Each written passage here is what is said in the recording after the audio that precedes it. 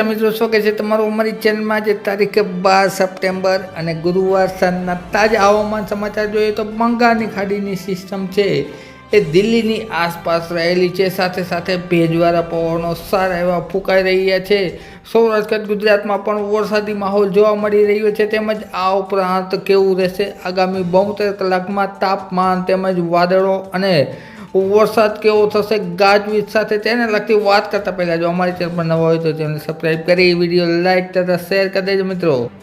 તારીખ 12 સપ્ટેમ્બર અને સાંજના 6 વાગ્યાના તાજા હવામાન સમાચાર જોઈએ તો કચ્છના વિસ્તારમાં હળવા ઝાપટા છે જોવા મળી શકે છે. સાથે સાથે મહેસાણા તેમજ રાજસ્થાન બોર્ડર આસપાસના વિસ્તારોમાં ગાજવીજવાળો વરસાદ જોવા મળી શકે છે. આ સાથે સાથે જ જામનગર અને રાજકોટના અમુક વિસ્તારોમાં છે એ હળવા મધ્યમ ઝાપટા છે જોવા મળી શકે છે. સાથે સાથે દક્ષિણ સૌરાષ્ટ્રમાં પણ વેરાવળની આસપાસ છે એ હળવો મધ્યમ વરસાદ મિત્રો જોવા મળી શકે છે. ત્યારબાદ વાત કરીએ તો ભરૂચ તેમજ આમોદ આ ઉપરાંત ભાવનગર ઘોઘા વિસ્તારોમાં છે એ હળવા ભારે ઝાપટા છે એ જોવા મળી શકે છે. ત્યારબાદ આપણે મુખ્ય વાત કરીશું તારીખ 13ની સારી એવી વરસાદની જમાવટ જોવા મળશે જેમાં હળવા ભારે ઝાપટા જોવા મળશે. શરૂઆત કરીએ ભાવનગરથી તો ભાવનગરના ઘણા વિસ્તારોમાં ભાવનગર સિહોર તેમજ વલભીપુર આ ઉપરાંત ગઢડા વિસ્તારમાં સાથે સાથે સોનગઢ તેમજ ઢસા વિસ્તારમાં આ ઉપરાંત બાબરામાં. ત્યારબાદ વાત કરીએ દક્ષિણ તરફ તો પાલીતાણા તેમજ તળાજા વિસ્તાર તેમજ સાથે સાથે કુંડલા વિસ્તાર આ ઉપરાંત જેસર વિસ્તારમાં તેમજ સાથે સાથે વાત કરીએ મહુવા રાજુલા તેમજ તુલસીશ્યામ વિસ્તારોમાં છે એ હળવા ભારે ઝાપટા સારા એવા જોવા મળશે. ત્યારબાદ બગસરા અમરેલી તેમજ ધારી વિસાવદર અને જૂનાગઢના વિસ્તારોમાં સાથે સાથે કેશોદ મેંદરડા વિસ્તારમાં તેમજ ગળુ વિસ્તારમાં અને ગીરના મોટાભાગના વિસ્તારોમાં તાલાળામાં સાથે સાથે સાસણમાં પણ હળવા ભારે ઝાપટા જોવા મળશે મિત્રો. ત્યારબાદ આપણે આગળ વધીએ તો જેતપુર વિસ્તાર તેમજ ઉપલેટા ધોરાજી વિસ્તારમાં કુતિયાણામાં માંગરોળમાં તેમજ માણાવદર વિસ્તારોમાં હળવા ભારે ઝાપટા જોવા મળશે. આ તરફ પોરબંદર બાજુ ત્યારબાદ ભાણવડ આ ઉપરાંત રાણાવાવના વિસ્તારોમાં સાથે સાથે બરડા પંથકમાં પણ સારા એવા ઝાપટા જોવા મળી શકે છે. ત્યારબાદ આપણે મધ્ય સૌરાષ્ટ્ર તરફ નજર કરીએ તો રાજકોટ તેમજ શાપર વેરાવળ આ ઉપરાંત કાલાવડ લોધિકા વિસ્તારોમાં તેમજ સાથે સાથે જસદણ ગોંડલ વિછિયા પંથકમાં સારા એવા ઝાપટા છે મિત્રો જોવા મળી શકે છે. સૌરાષ્ટ્રના ઘણા વિસ્તારોમાં તારીખે 13ના રોજ ઝાપટા જોવા મળી શકે છે. ત્યારબાદ ઉત્તર ગુજરાત અને મધ્ય ગુજરાતમાં મહેસાણા તેમજ રાધનપુર આ ઉપરાંત વિરમગામ સાથે સાથે અમદાવાદના વિસ્તારોમાં પણ છે એ સારા એવા ઝાપટા નોંધાઈ શકે છે મિત્રો. આ ઉપરાંત પશ્ચિમ કચ્છના વિસ્તારોમાં નલિયા આસપાસ પણ સારા એવા ઝાપટા છે એ નોંધાઈ શકે છે મિત્રો તારીખે 13ના રોજ. ત્યારબાદ વાત કરીએ તો દક્ષિણ ગુજરાતમાં પણ મોટાભાગના વિસ્તારોમાં ઝાપટા જોવા મળશે. સાંજના સમયનું 13 તારીખનું વાતાવરણ જોઈએ તો 13 તારીખના રોજ સાંજના સમયે વરસાદી એક્ટિવિટીમાં થોડો ઘટાડો થશે પરંતુ કાળા ડિબાંગ વાદળો સાથે દરિયાકાંઠાના વિસ્તારોમાં સારા એવા ઝાપટા છે જોવા મળી શકે છે મિત્રો. ત્યારબાદ ભાવનગર વિસ્તાર આ ઉપરાંત બોટાદથી ઉત્તરના વિસ્તારોમાં પણ ઝાપટા જોવા મળી શકે છે મિત્રો. ત્યારબાદ વાત કરીએ મુખ્યત્વે 14 તારીખ અને શનિવારની તો 14 તારીખના રોજ પણ તાપમાનની વાત કરીએ સૌથી પહેલાં તો તાપમાન છે એ 32થી લઈ અને 34 ડિગ્રી જેટલું તાપમાન જોવા મળશે મિત્રો. ભાદરવામાં ગરમીનો અહેસાસ થશે સાથે સાથે બફારો પણ જોવા મળશે.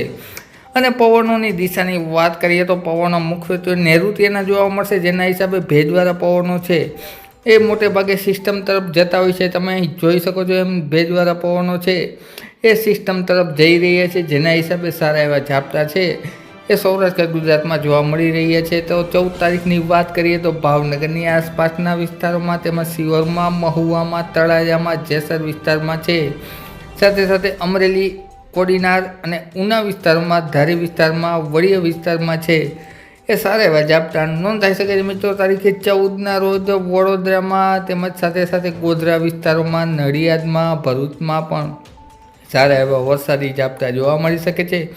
આ ઉપરાંત સુરત વલસાડ નવસારી વાપી તેમજ નર્મદા તાપી જિલ્લામાં છે એ ઝાપટાનો માહોલ જોવા મળશે મિત્રો. પવનો મુખ્યત્વે નૈઋત્યનો જોવા મળશે જેમાં ભાવનગર અને મહુવા આસપાસ પવન છે દક્ષિણનો જોવા મળશે જેના હિસાબે એ વિસ્તારમાં ઝાપટાની વધુ અસર જોવા મળશે મિત્રો. સાંજના સમયે પણ એ વિસ્તારની આસપાસ ઝાપટા જોવા મળશે મિત્રો. ત્યારબાદ આપણે રવિવાર અને 15 તારીખની વાત કરીએ તો 15 તારીખના રોજ સામાન્ય રીતે વરસાદનું જોર છે ઝાપટાનું ઓછું થશે, જેમાં ફક્ત અમુક વિસ્તારમાં જેમ કે ભાવનગર અને રાજકોટ તેમજ જામનગર અને મોરબીના અમુક વિસ્તારોમાં ઝાપટા છે નોંધાઈ શકે છે, જ્યારે દક્ષિણ ગુજરાતમાં વલસાડ, આહવા તેમજ સુરત, વિયારામાં છે એ ઝાપટા નોંધાઈ શકે છે. મિત્રો ફરીથી એક નજર કરીએ તો બંગાળની ખાડીની ફરીથી એક નવી સિસ્ટમ બની રહી છે અને આ સિસ્ટમના ભેજવાળા પવનો છે એ અરબ સાગરના પવનો સિસ્ટમ તરફ જઈ રહ્યા છે, જેના હિસાબે ઝાપટામાં ફરીથી વધારો થશે અને આ ઉપરાંત ફરીથી સૌરાષ્ટ્ર ગુજરાતમાં સારો એવો વરસાદી રાઉન્ડ પણ આવવાની શક્યતા છે, જેની વાત છે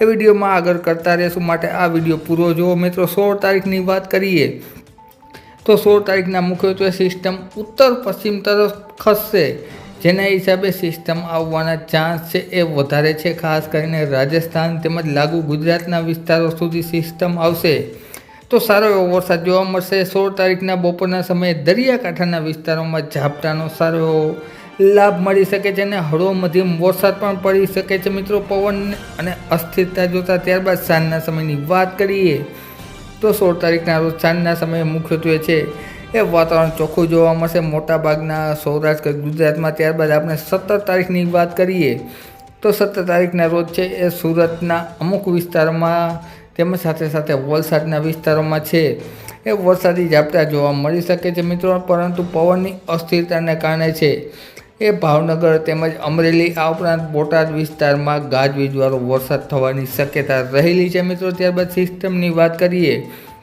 તો સિસ્ટમ ફરીથી એ જ માર્ગે ચાલશે. ઝાંસી તેમજ દિલ્હી, હૈદરાબાદની આસપાસના વિસ્તારમાં 18 તારીખના રોજ છે એ સિસ્ટમ મુખ્યત્વે મધ્ય ભારત તરફ આવશે, મધ્યપ્રદેશ તરફ, જેના હિસાબે છે ફરીથી વરસાદની માત્રામાં ધીમે ધીમે સૌરાષ્ટ્ર ગુજરાતમાં વધારો થશે અને તમે જોઈ શકો છો અહીં દક્ષિણ ગુજરાતમાં ફરીથી વરસાદના ઝાપટા છે એ જોવા મળી રહ્યા છે અને હળવો મધ્યમ વરસાદ પડવાની શક્યતા છે. ત્યારબાદ 18 તારીખ સાંજના સમાચાર જોઈએ તો 18 તારીખ સાંજના સમયે ખાસ કરીને પાલનપુર તેમજ બનાસકાંઠા, સાબરકાંઠા બોર્ડર આસપાસના વિસ્તારોમાં છે એ ગાજવીજવાળો વરસાદ જોવા મળી શકે છે. મિત્રો સિસ્ટમની મદદથી જોકે સિસ્ટમ ધીરે ધીરે નબળી પડશે.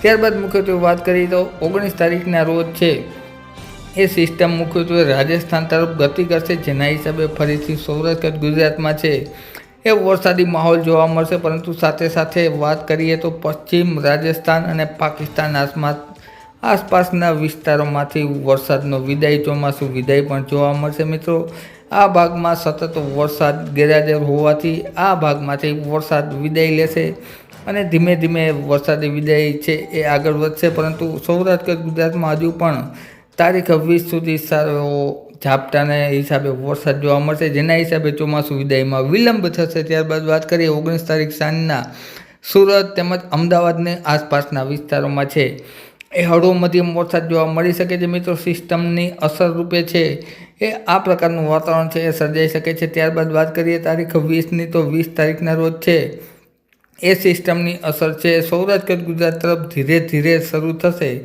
જેના હિસાબે ફરીથી ભાવનગર તેમજ અમરેલીની આસપાસના વિસ્તારોમાં છે એ હળવા મધ્યમ ઝાપટા જોવા મળી શકે છે. આ ઉપરાંત સુરત અને વલસાડ તેમજ સાથે સાથે વડોદરા આસપાસ છે હળવો મધ્યમ વરસાદ પણ મિત્રો ગાજવીજ સાથે જોવા મળી શકે છે.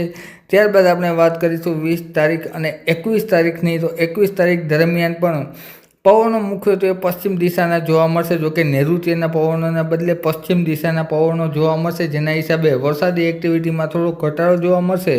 પરંતુ ફરીથી એક નવી વરસાદી સિસ્ટમ બંગાળની ખાડીમાં થવાની છે. કુલ 3 પ્રકારની સિસ્ટમ છે એ 20 તારીખ સુધીમાં જોવા મળશે. મિત્રોને આ સિસ્ટમની મદદથી ફરીથી સૌરાષ્ટ્ર ગુજરાત માટે ચિંતાના વાદળો છે કે આ સિસ્ટમની મદદથી ફરીથી વરસાદ જોવા મળશે અને સારો એવો વરસાદ પણ થવાની શક્યતા રહેલી છે, જે બાબતે આગળના વિડીયોમાં છે અમે ચર્ચા કરતા રહેશું. માટે હવામાનની સચોટ માહિતી માટે અમારી ચેનલ સબસ્ક્રાઈબ કરી લેજો. મિત્રો વિડીયો જોવા બદલ ખૂબ ખૂબ આભાર.